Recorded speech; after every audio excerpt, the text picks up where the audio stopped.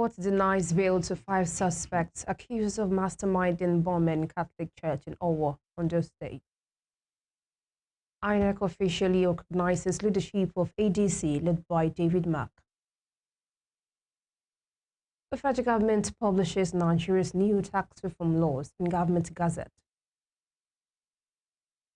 Another foreign in Russia says it did not plan to attack any targets in Poland after Warsaw says Russian drones entered its airspace.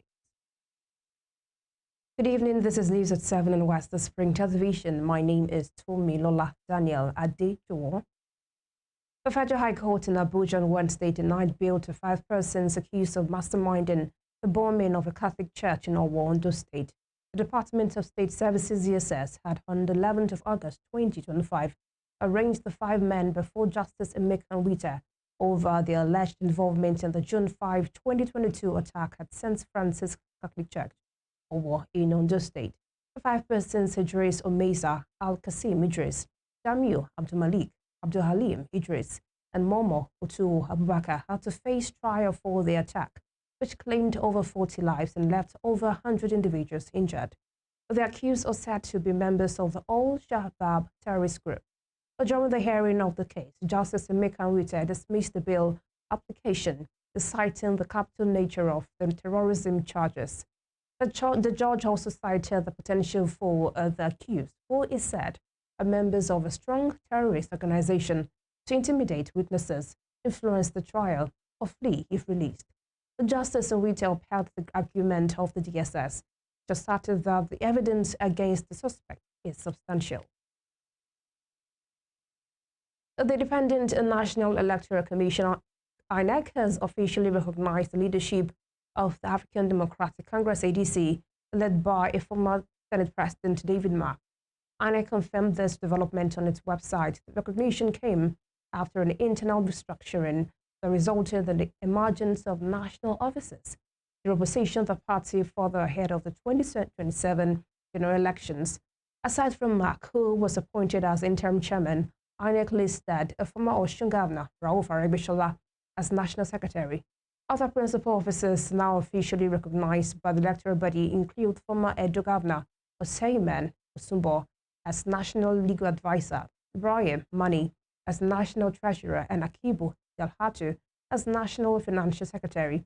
The opposition coalition officially adopted the ADC as its political platform on July 2, 2025, with the aim of contesting the presidential and other elections in 2027.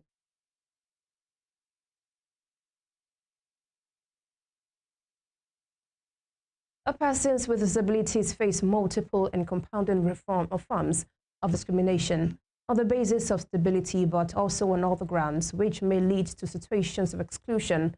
The World Health Organization estimates that about 16% of the world's population has a disability, and in Nigeria, persons with disabilities face difficulties accessing adequate health services, poor educational facilities on account of adequate learning facilities, persistent stigma, discrimination, and barriers to accessing basic social services and economic opportunities. We have on the news at 7 tonight the Executive Secretary of the Osun State Bureau for People with Disabilities, Rotarian Ayobami Oyetunde. Thank you for joining us, sir. Yeah, good evening. Can you tell us about the mandate of the Osun State Bureau for People with Disabilities? Well, and as, I beg your pardon, sorry, and as the secretary of this bureau, can you tell us your responsibility, the key responsibilities of this bureau? Yeah, firstly, before going into the responsibility of the executive secretary of the bureau, let's first of all appreciate the executive governor of the state, Senator Dr. Ademola Nurudeen Jackson Adeleke, for the approval given to the law being passed by the House of Assembly for the creation of the disability agency at the state. And by and large, the agency was created almost 6 to 7 months ago. And it is only when that is being created that the law will be effectively implemented. Where the agency is created majorly to protect the right of a person with disabilities. And that is what we have been doing about the inclusivity of all disabilities, accessibility inclusion, educational inclusion, health inclusion, political inclusion of a disability. And these are the areas in which a person with disability have been neglected.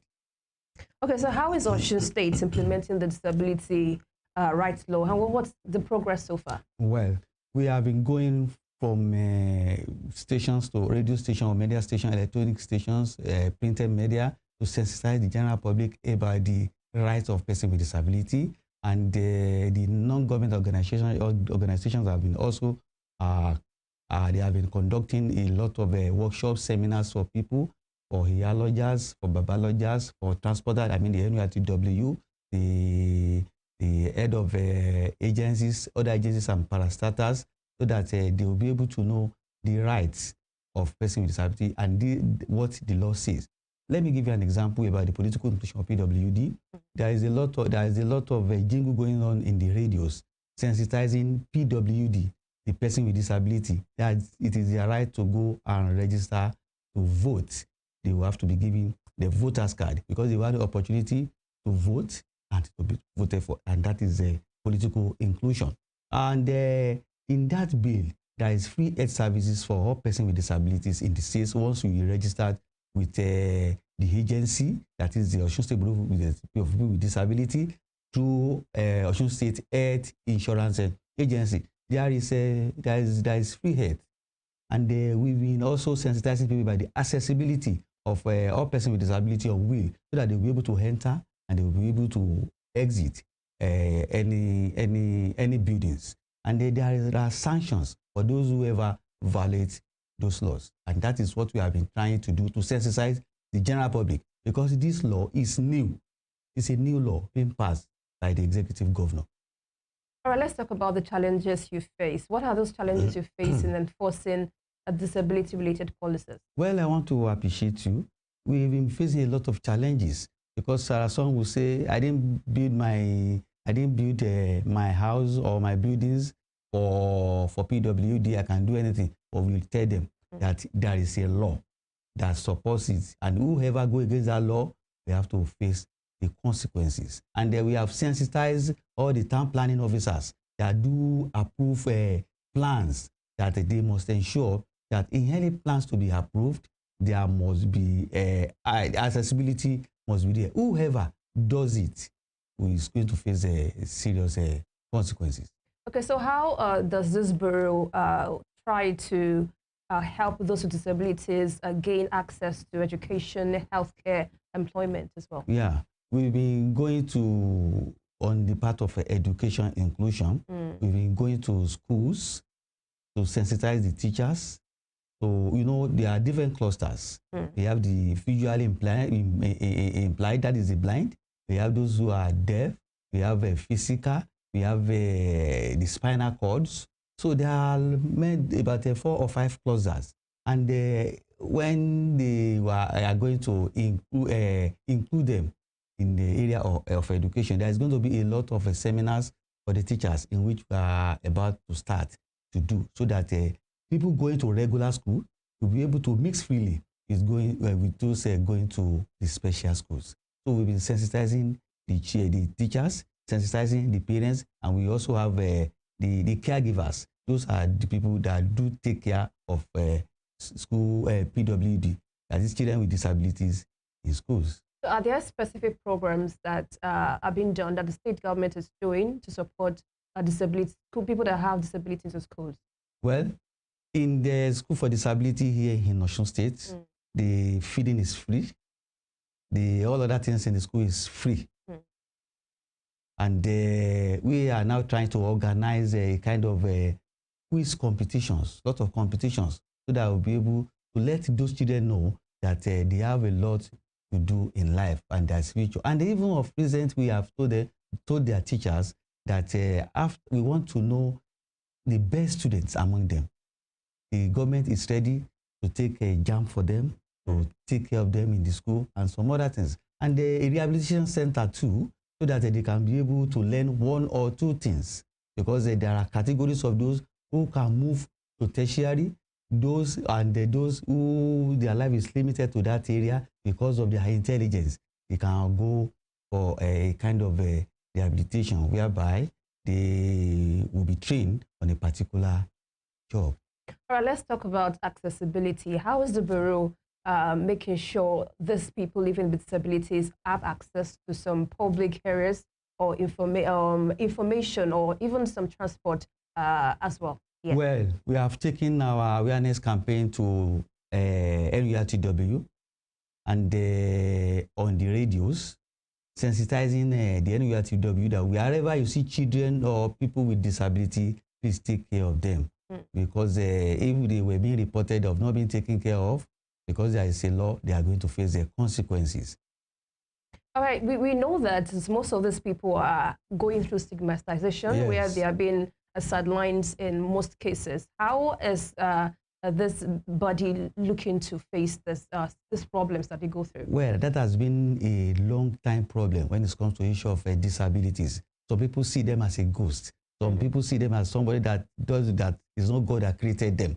And that is the importance of that law now. That is the importance why the Bureau is being, one of the importance why the Bureau is being established. We are trying to sensitize people. And we are making references to most of those who have disabilities that have made it in life.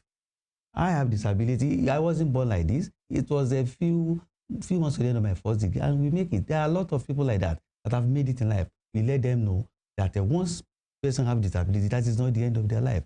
And that is why the law says discrimination, Osun State Discrimination Against Persons with Disability Law 2024. So are there any body where these people can report to whenever they have issues of discrimination? Yeah, and that is why we have an agency. We have a phone number. They are free to come to the office just to make their report. Because what? We have a desk officers in the NSCDC.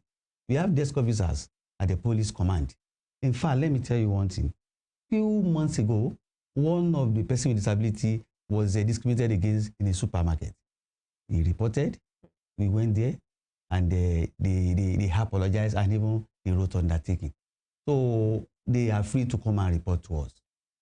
All right, lastly, before you go, what advice or what do you have to say to the government or private sector and the public regarding disability inclusion? Well, let me go first. Let me talk on those in private sector.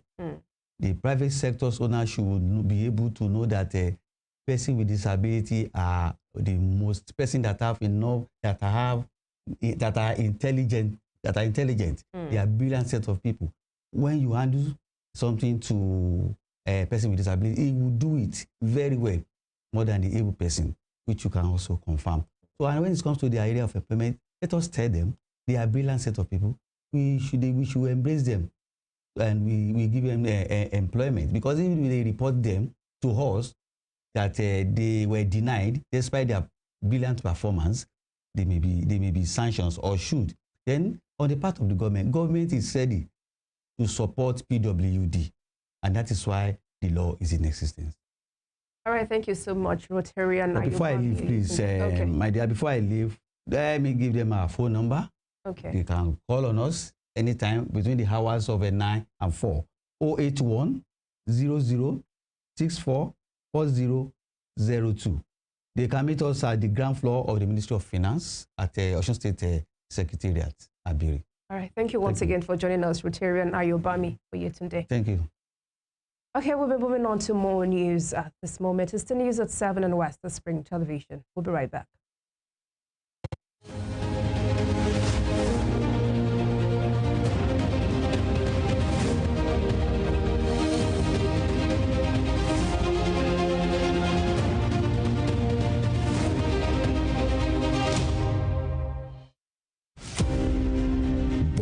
Jeremiah Oyeni Obafemi on March 6, 1909. Obafemi Awolowo was a prime architect of Nigeria's independence and most consummate advocate of free education and social welfare in Africa's most populous nation.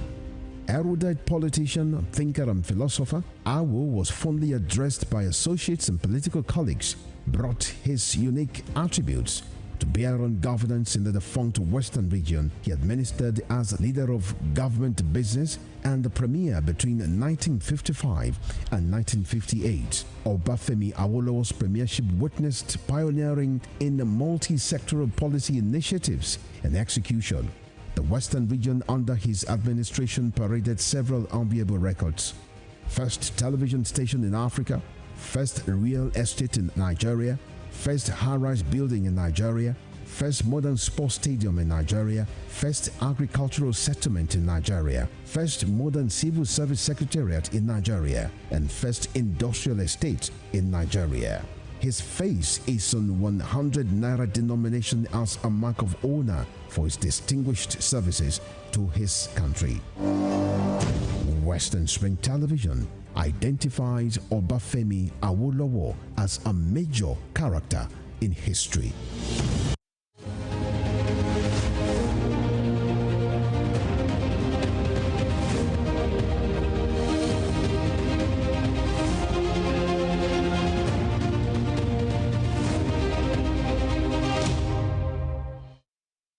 Welcome back. The federal government has officially published Nigeria's new tax reform laws in the Government Gazette, marking a historic overhaul of the country's fiscal framework. This was reviewed in a statement signed by the personal assistant on special duties to the President, Kamorudin Yusuf, on Wednesday. Signed into law by President Bola Tinubu on June 26, 2025, the reforms establish a new foundation for taxation, administration, and revenue collection. The four legislations are Nigeria Tax Act 2025 NTA, the Nigeria Tax Administration Act 2025 NTAA, the Nigeria Revenue Service Establishment Act 2025 NRSEA, and the Joint Revenue Board Establishment Act 2025 JRBA. In the new tax law, small businesses with turnover under 100 million naira and assets below 250 million naira are exempted from corporate tax. Similarly, 5% annual tax credit introduced for eligible priority sector projects. The statement noted that while the implementation timeline for the NTA and NTAA takes effect on January 1st, 2026, NRSEA and JRBEA will be effective from June 26, 2025. The Lagos State government has announced plans to remove illegal structures built under high-tension cables in the Makoko community, Yaba, Lagos. The move comes after the state, through the Office of Urban and Regional Planning, removed dilapidated buildings and shanties at the Oworonshoki head of the 3rd Mainland Bridge in Coastal Federal Government area. The Permanent Secretary, Office of Urban Development, Bolahon Oki, reviews that the Lagos State government has held several stakeholders meetings with residents of Makoko, expressing concerns over the continuous building of shanties under high-tension cables, thereby posing dangers to residents. Oki explains that the state government is worried about the illegal extensions of the shanties under the 3rd Mainland Bridge by the residents. He said the government will continue the enforcement activity at the Makoko community by removing illegal structures in order to prevent looming dangers. Anambra State Governor Charles Soludo has ordered the arrest of security operatives involved in the shooting near Emeka Ofo Plaza, Onitsha Main Market. At least one person died after task force operatives opened fire in a market in Anambra State on Tuesday. Shortly after the incident, Soludo directed the suspect be arrested and handed over to the police for prosecution, and that the medical needs of those who sustained injuries be taken care of. This was disclosed in a statement by the State Court Commissioner for Information, Law, MEFO. MEFO said the Anambra State government was aware of the disturbance that occurred at the market. You're watching news at 7 on West Spring Television. Still to come. The federal government reaffirms commitment to decriminalizing attempted suicide in Nigeria, setting December 2025 as target date for reform. We'll bring you more on this from Britain. Please stay with us.